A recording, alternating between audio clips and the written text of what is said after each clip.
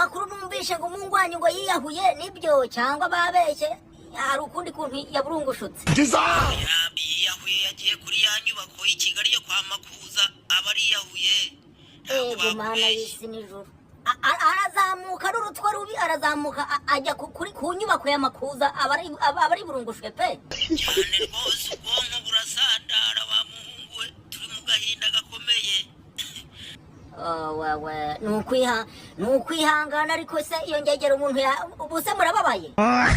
washinyagura twabura kubabara gutari umuhungu wacu ego uyu muhungu wagatanazira urumva ego ndabyumva muri ababyeyi bariko se none ibintu byo korora ingegera nabyo tubishigikirira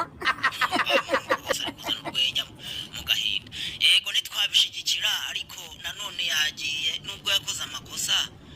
ariko nawe buriya yarakoshe yego oya ni amafuti